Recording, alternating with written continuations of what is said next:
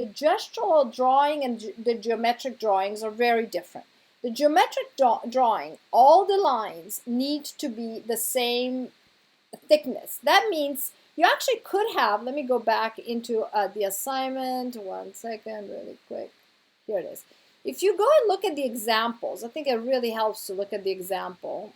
So if I go in overview or outline,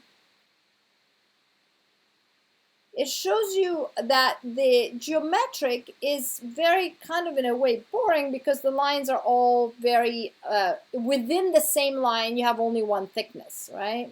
So if you go and look at this, for example, you just have one thickness. But I wish I could zoom in, maybe I can. If you look at this pine cone, you see that you kind of can have a thicker line to the outside and a little bit of a thinner line to the inside.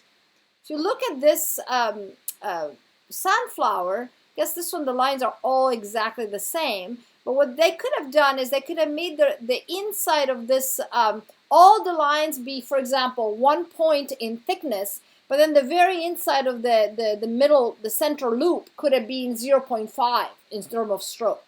So what I'm trying to, like here, actually, this is what they did, if you notice. And by the way, they weren't supposed to fill this in the way they did. That looks like it's not solid black. You can do solid black or you can leave it white.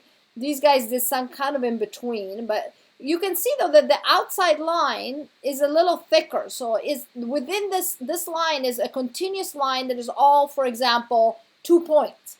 But the inside lines or the stem lines here are 1 point only. So my point is that in your assignment, let's dive back into Illustrator. What you can decide to do is have, for example, say, okay, I'm going to create a shape, and in the geometric one, I'm going to have, for example, this to be this thickness, and then inside, the other loop in the inside, I want it a little bit thinner, so I can go in here and say I want it to be 4 points.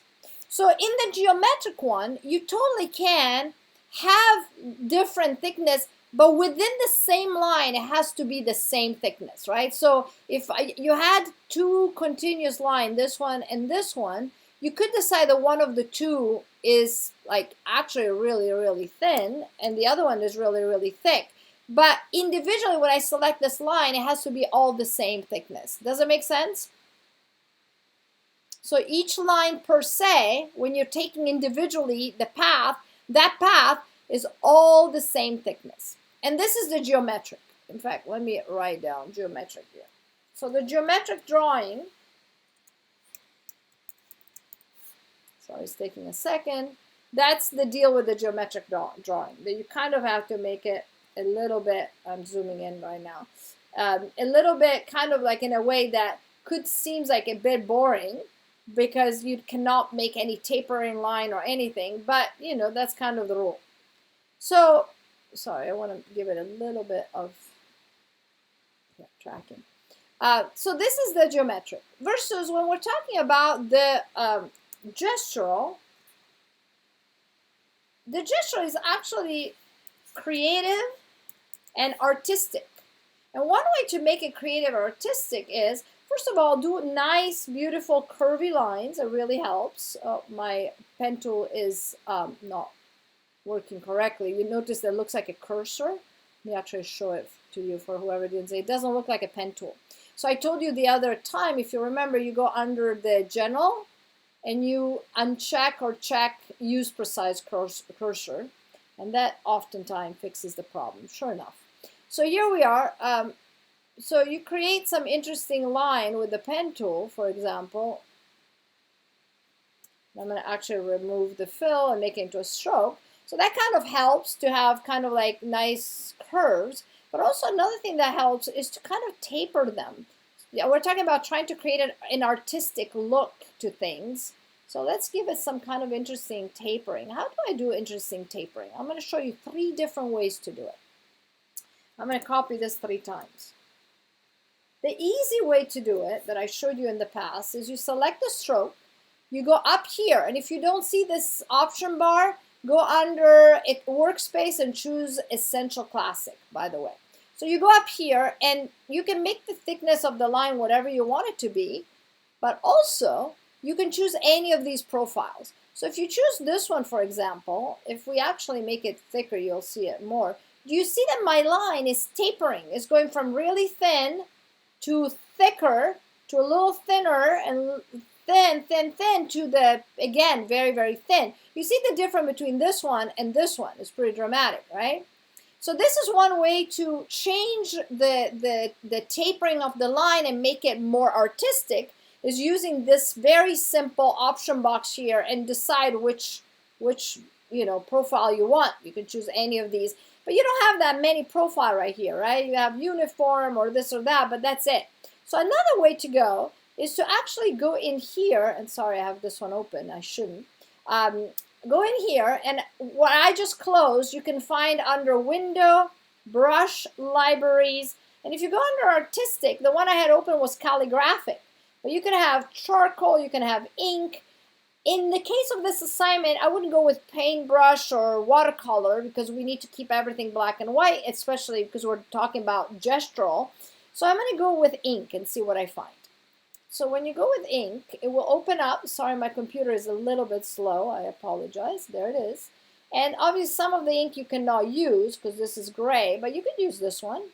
And now you can see that it took an artistic, feel that looks like it's a brush. Now you could also, I kind of think that even better, it might be what I had open earlier, the calligraphic. And there you can kind of decide what you want in there. So you can go with this or this, whatever, profile you like. We'll learn in this class how to also create your own brushes, obviously. So that's another way to go, right? So the first way to go was to go just with the interface up here. The second way to go was to go under Window, Brush Library, and open one of the brush library. I just opened these two, but there's a lot more, as you can see, right? Because when we go in those brush libraries, I encourage you to explore. You can find artistic and, charcoal, or you can find borders, or you can find, not that the other ones you can use very much, because you'll see they're all stuff that kind of oftentimes includes color and stuff. Now, the third way to go, so I taught you two ways. The third way to go is actually one of my favorite tools in Illustrator. It's incredibly powerful. With this tool, you can control the tapering of the line all over the length of the line. My point is, in these two, you had some pre-made brushes that you applied and they kind of created a shape. You didn't really have the choice how thick this point is or this point is. But with this tool, you can. Now, the name of the tool is called the Width tool, and it's Shift W right there. Width tool right here. So when you choose the Width tool and you click and drag, it creates, as you can see, a tapering effect, and then you can click and drag again and click and drag again. My point is, in the whole length of your curve, you can have many different thicknesses, and you can have some pinching like I'm doing right here. You can also, let's say, have something like this and then take it to a client, and the client says, I don't like it. You can go back with your Width tool and go in and edit it and say, hey, look, I need to make this one more pinched, or I need to kind of add some more, or I need to make it wider. You know what I mean? That at any given moment, you can go in and change completely the tapering of your lines. So for your gestural drawing, I highly encourage you to play with artistic line. If you want to use the Width tool, obviously it's not indispensable. You can use the other two methods. Also use different thicknesses once again. You can have this one that is, let's say you say, oh, I'm going to use this simple kind of style that I get up here in the option box, but you can make the line on the outside a little thicker, and the line on the inside, you can say, I don't want them 6, I want them, 2.